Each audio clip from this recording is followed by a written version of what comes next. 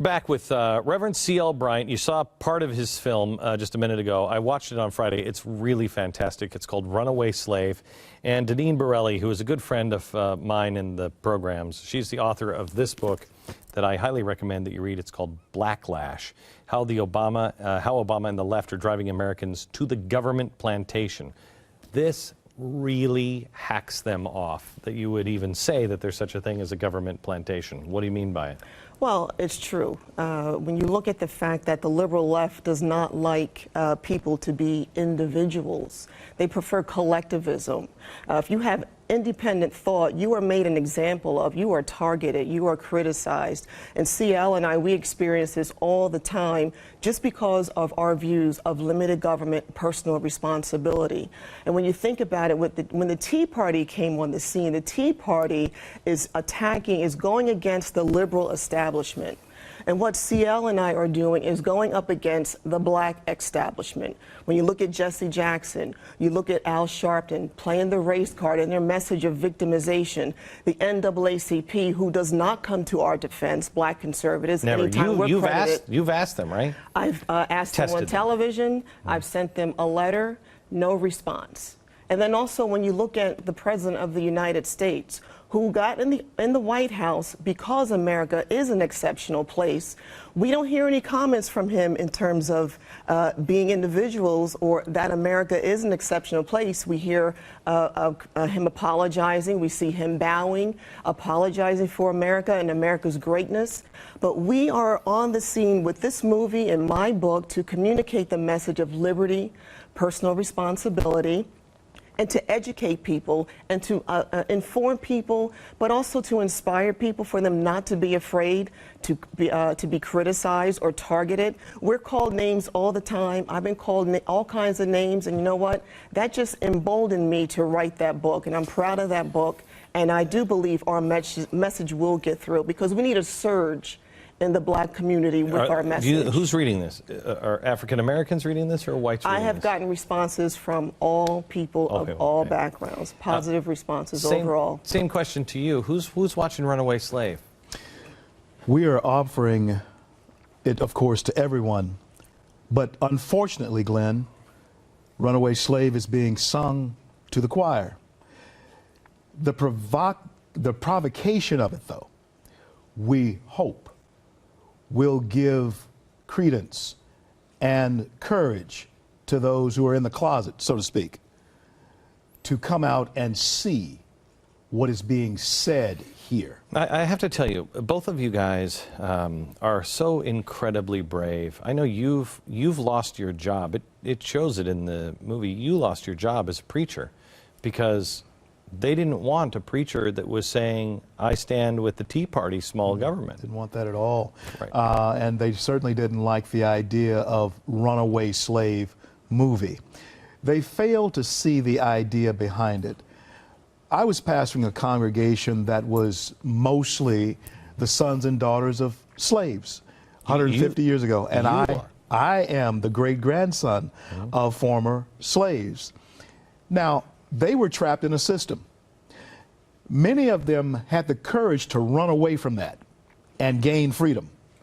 They would come back to the plantation and tell those who were still enslaved, you can be free. But what would happen then is the same thing that's happening now with Al Sharpton, as Deneen mentioned, and Jesse Jackson.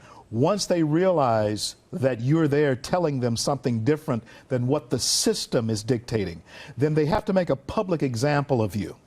And that's what they try to do with Deneen and I by publicly calling us out and calling us names, demeaning us, so that no one else in that system will have the courage to say anything. How do you get people who, I mean, Booker T. Washington, Frederick Douglass, who we talked about last week, are remarkable people. And Booker T. Washington, I mean, there's a reason that man's being erased from history, because he said, stop living in the past. Right. How do you get the slave to defend slavery? I mean, that's really what's happening here. People are, well, maybe not, you know, Al Sharpton's a free man. He's not a slave. He's a free man. Oh. He's just enslaving others to poverty. He's a slave in his mind. Right. And his message is being communicated, especially to the black. Listen, anytime Al Sharpton is on television, in print, his message is not a message of a positive light. It's always someone else's fault. It's always something that's being done to keep the black man down. I mean, look at the voter ID issue that is going on right now. He was protesting last week saying that this is disenfranchising minorities. But I don't think Al Sharpton actually believes that. I've spent time with Al Sharpton, and he's a perfectly nice guy. He's a performer, and he's a businessman. Definitely a businessman. He's a businessman. And the thing with Al is, the thing with Reverend Sharpton is this.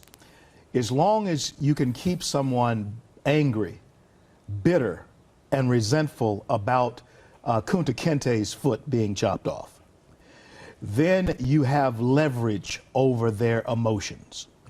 This president came into office on a wave of emotion, and they were happy that finally we may have some vindication now over Kunta Kinte's foot. But there's nothing that you can do about his foot being chopped off.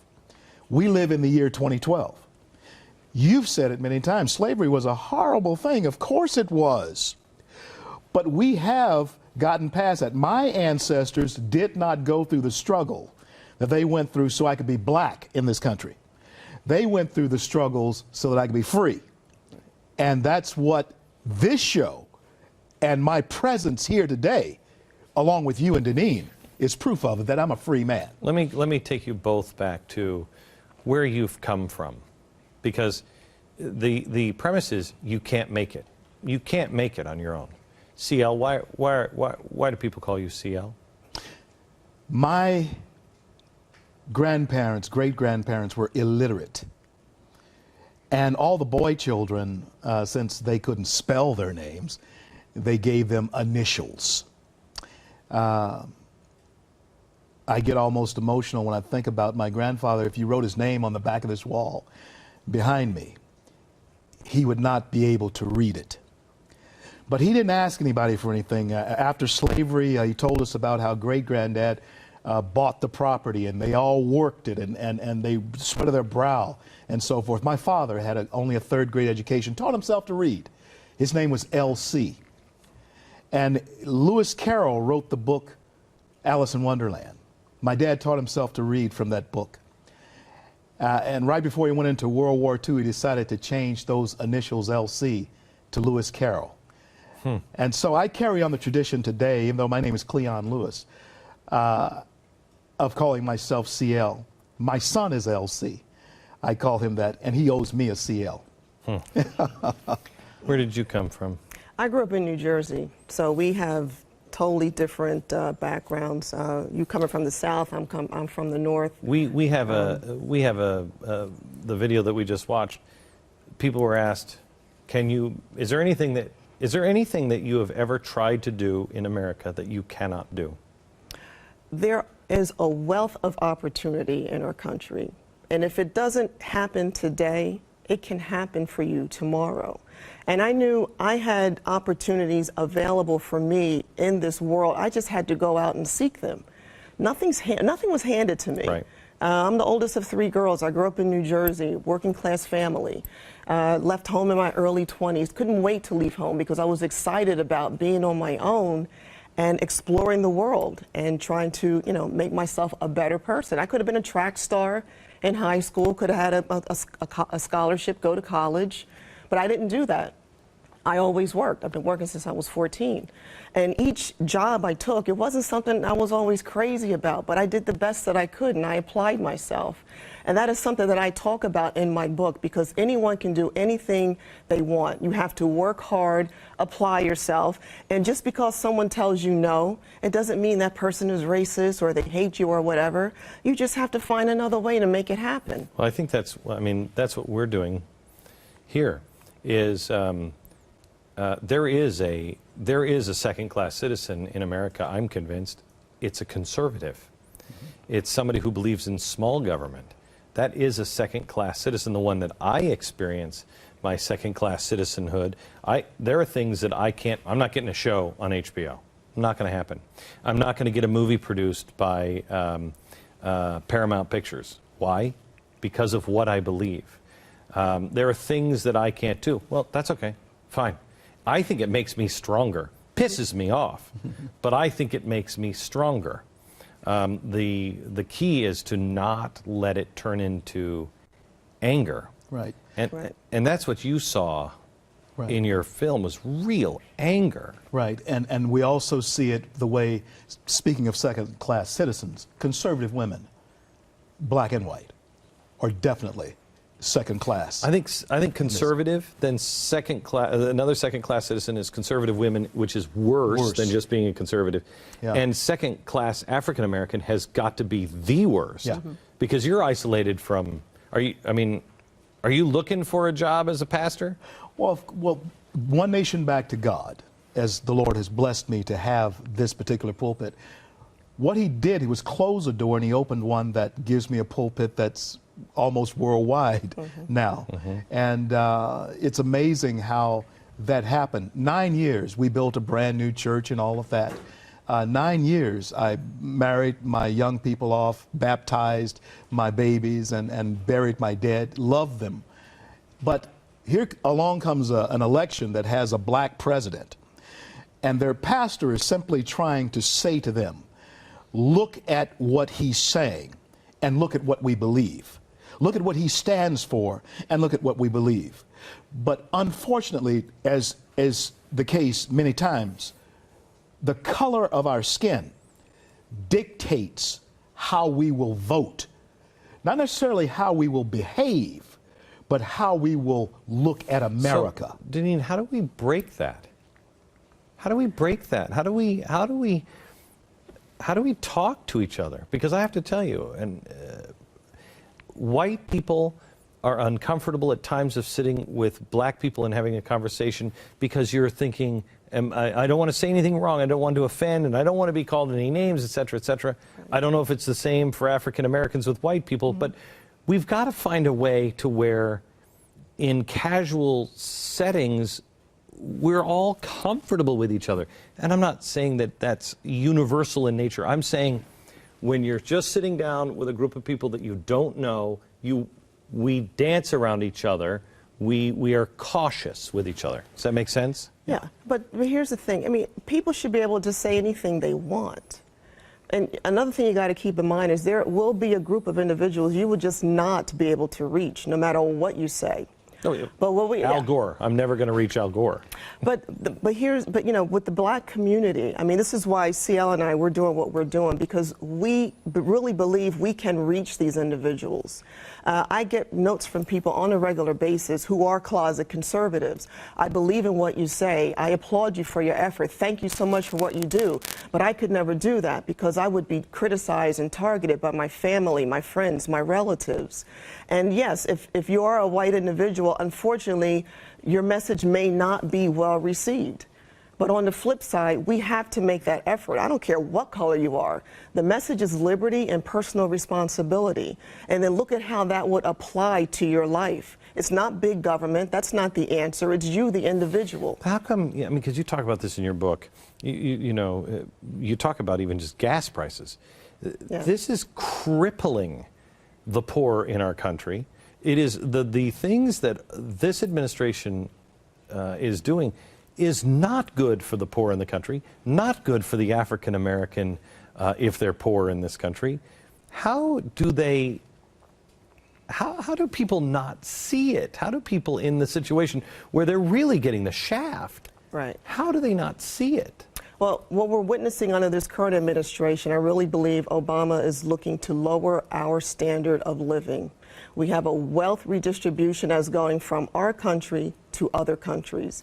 Look at him on his energy policy. Now, energy affects everyone, and that is something I talk to people about on a regular basis. It's okay for China to maybe get the Keystone Pipeline oil. He didn't want that to go through. It's okay for America to be Brazil's best customer. We have a wealth of natural resources right here in our country.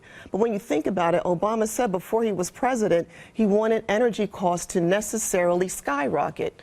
Now, that should have been bells and whistles for everyone, but it wasn't. And anyone complaining about higher energy prices, well, he said that's what he wanted. So watch what he says, watch what he does. Right. But this is what we have to communicate to people. I mean, you've got you know, a good 40–50% of the white community that doesn't see it either. I mean, they're just like, they refuse to see it. Here's this president who had a golden opportunity, biracial president, to actually build a bridge to heal our nation. He could have been Nelson Mandela. He could have been America's Nelson Mandela. But he squandered that opportunity. And here's how he did it.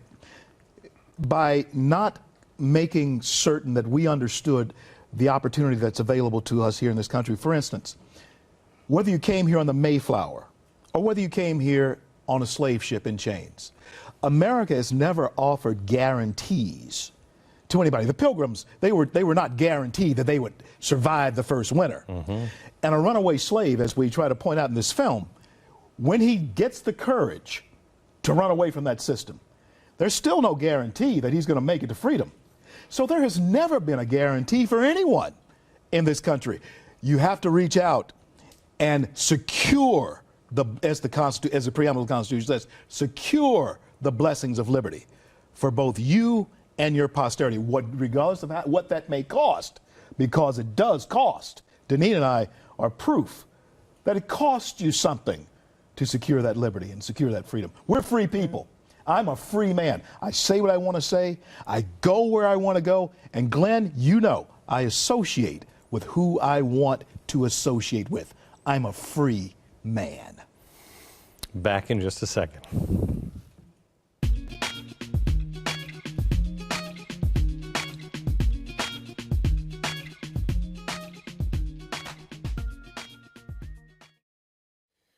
Deneen, in your book, and just the first couple of pages, you recount some of the things that were said about you and some new names that you had been called as soon as you started joining the Tea Party. Yeah.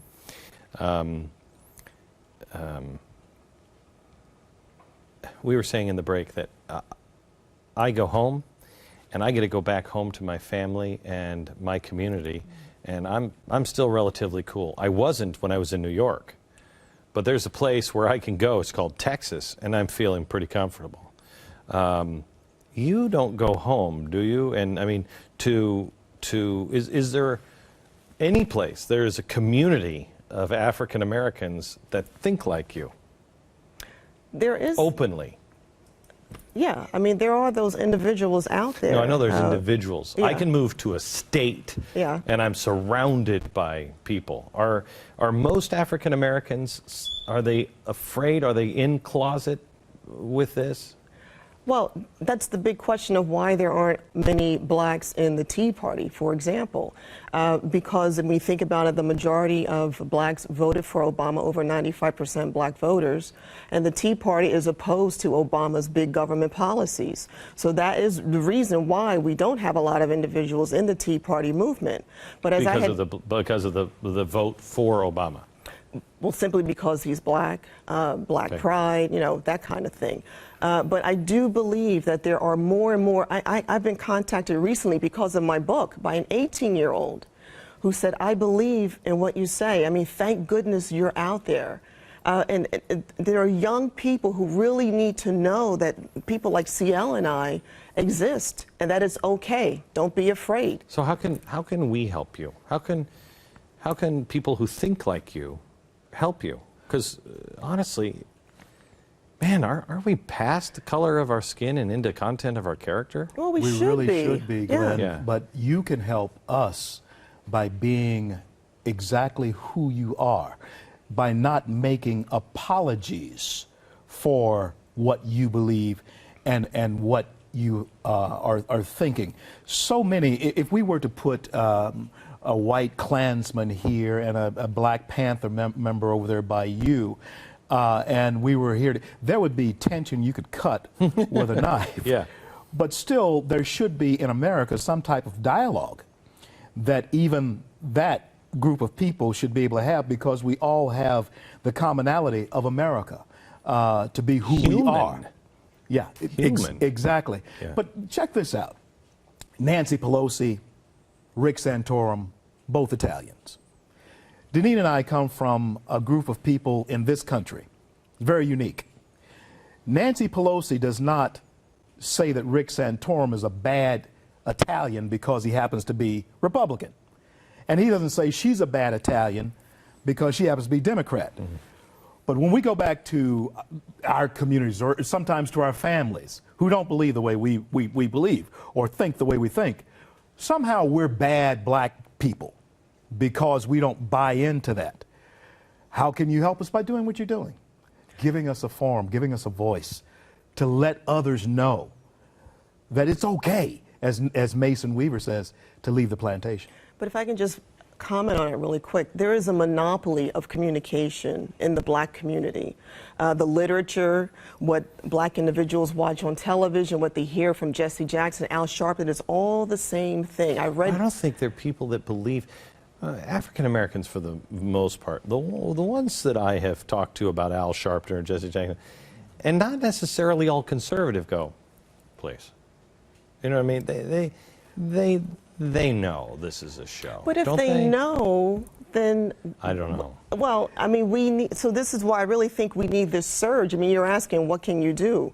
We need a surge in the black community with CL's movie, with my book, face-to-face time to talk to these individuals, especially the young people, our future generation. I mean, they are the ones that really need to see up close and personal that this isn't the whole world. This isn't the way things need to be, have to be. And ABC, CBS, MSNBC, they are the ones who make Al Sharpton and Jesse Jackson he gets rewarded with the show. Be, right, the spokesman for the black community. Now, there's no other group of people in this country who needs leaders, so to speak.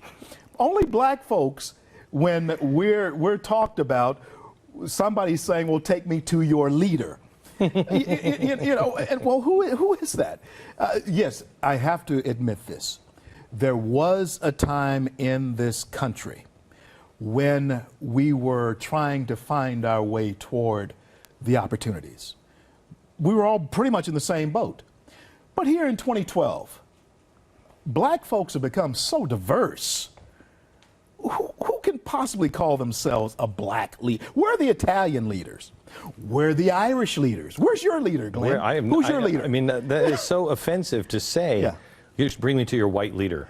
Exactly. What? I mean, that's really offensive. Yeah. Really offensive. Yeah, it really is. And that's the hurdle that Deneen and I are approaching. And with the writings that she's doing, the movies that we're doing, and things that we'll do in the future. Because win or lose this election, game is on. If we lose it, we have the race card that's going to be played. If we win it, we're going to have the race card to be played. I think I think you're going to see the cards of hate. Doesn't matter, just race. The cards of hate played like we've never seen before. I mean, we were talking before we went on the air. I can't believe how we are being dragged back to 1955. I mean, we're just being dragged back there. There's this odd division that is growing that, you know, our kids they didn't have this. They didn't have this. I didn't have this. Some people my age remember maybe, but generally speaking, it was really on the right track. We were making progress. Well, President Obama is not helping the situation. He plays class warfare. He's silent when the race card is played. He's had people in his administration playing the race card, Charles Rangel, Nancy Pelosi. I mean, these individuals who are in leadership positions. And he's been silent. He's been silent on that issue. And Glenn, I remember Negro Day in Louisiana at the State Fair. There was only one day. What was that? Negro Day was one day during the 2-week run of the State Fair where Negroes, as we were called then, could go to the fair. It always seemed to rain on Negro Day. I don't know how they arranged that, but it always seemed to rain on that day. But I remember the black and white water fountains. Now, you have so-called angry young men now. Well, if they're angry, I should have lost my mind, because that was really something that I did not understand. But what happened? We got past it. I'm not angry now because I can go down anywhere now and buy a sandwich the same way you can. Go to Any State place. Fair anytime that I want to, now. We're entering a time where the signs in the future on the places of the water fountains would be no Jews, no conservatives, no dogs. Wow. I mean, that's really where it's going. Yeah. It is. If we're not careful, If that's we're where not we'll careful. go. It is. Okay. Thank you so much, and we'll see you again. God bless you both. Thank you so much for watching. The Real News is coming up next. A great show tomorrow on preparation that you don't want to miss. We'll see you then. From New York and Dallas, Texas. Good night, America.